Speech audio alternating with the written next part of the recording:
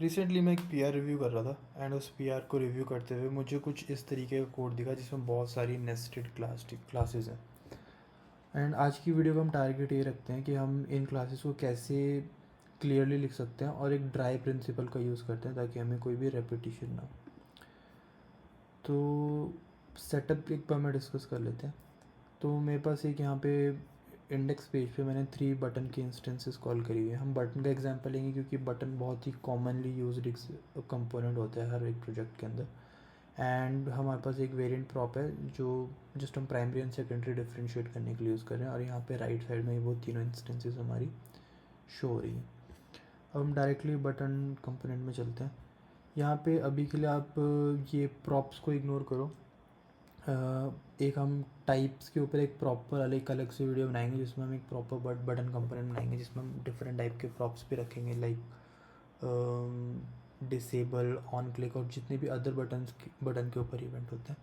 आज का main focus रखते हैं हमारी क्लास नेम्स के ऊपर। तो ऑलरेडी ये कोड बहुत मेसी लग रहा है।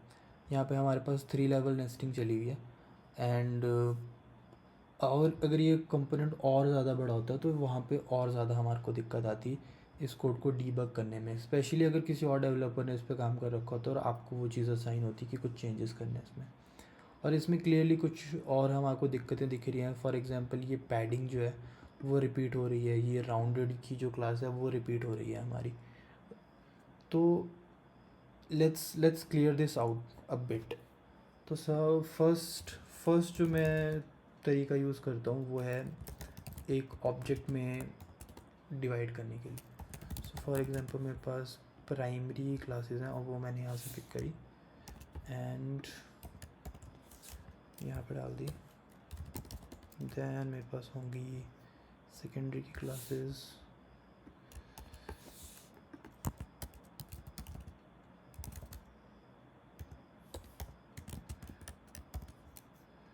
And then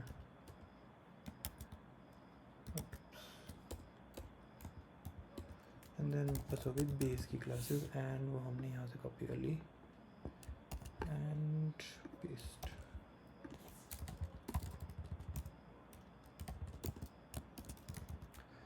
then same logic हम यहाँ पे फिर से वो यूज़ कर सकते हैं प्राइमरी।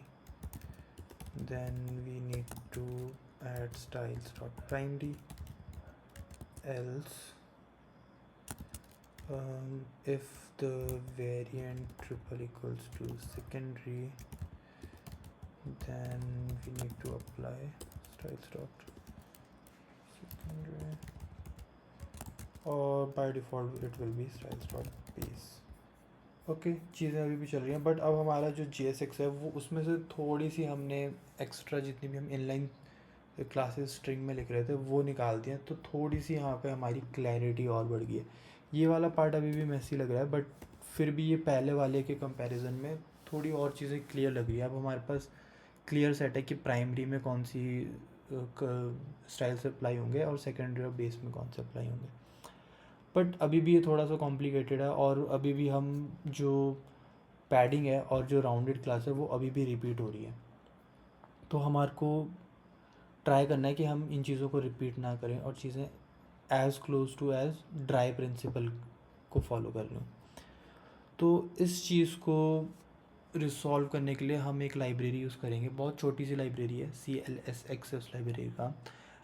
ऑब्वियसली इसके लिए हम अपना कस्टम लॉजिक भी लिख सकते हैं बट कस्टम लॉजिक के साथ दिक्कत ये आएगी कि हमारे एज केसेस मिस हो सकते हैं, और एज केसेस का आपको पता ही है कि डेवलपमेंट में आपको एज केसेस नहीं मिलेंगे, एज केसेस आपको सीधा प्रोडक्शन में जाके मिलते हैं। तो हम ट्राई करते हैं कि एक लाइब्रेरी इंस्टॉल करते हैं जो बहुत लाइट वेट है, और उसको कैसे यूज़ करते हैं वो भी अब हम एक के बाद एक को करते हैं। CLSX ओके, काफ़ी लाइट वेट लाइब्रेरी है तो बड़ी जल्दी इंस्टॉल होगी। एक बार मैं रिफ़्रेश कर लेता हूँ। ओके, एंड सबसे पहले इस लाइब्रेरी को इंपोर्ट करते हैं, import CLSX from. Then now सबसे पहले तो हम यहाँ से ये स्टाइल्स हटा देते हैं और मैं एक बार सेव करता हूँ। ओके, एक स्ट्रिंग पास करनी पड़ेगी एम्प्टी। ओके, सारे स्टाइल्स रिमूव हो चुके हैं।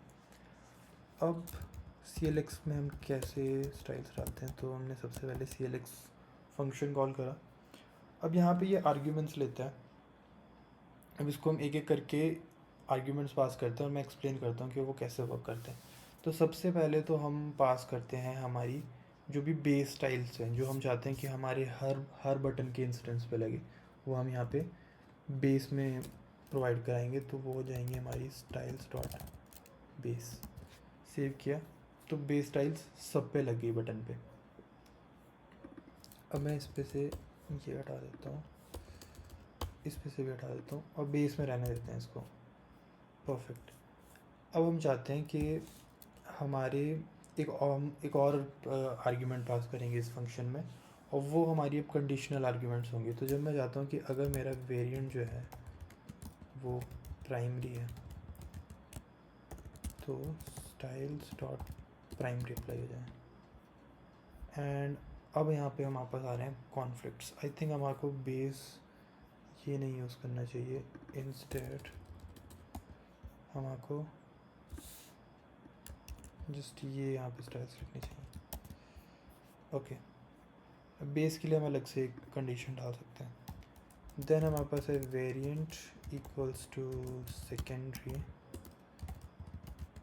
And styles dot secondary.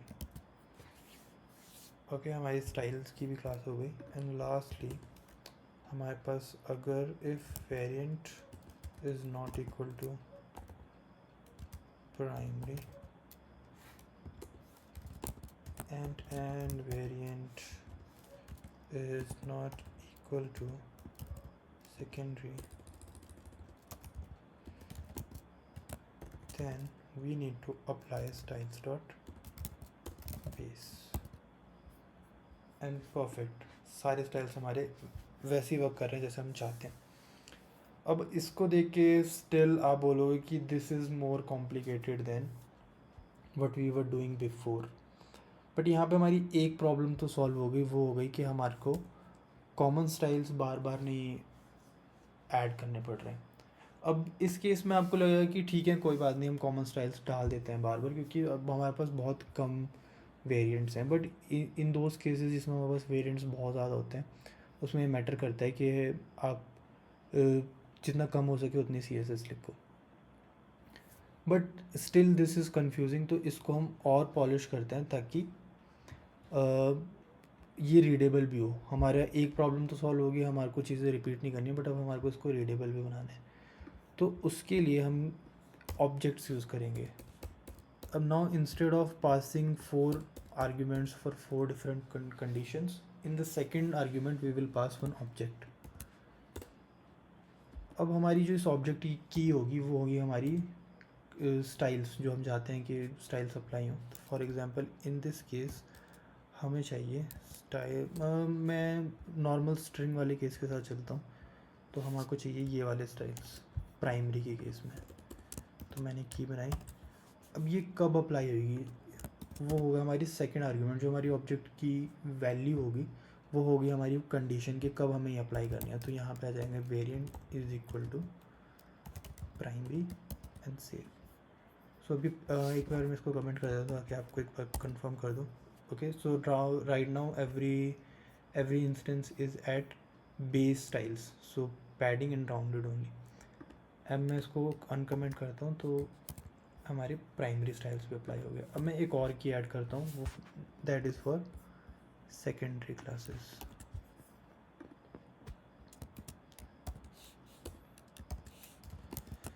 And यहाँ पे हमने वेरिएंट दे दिया secondary, and lastly the base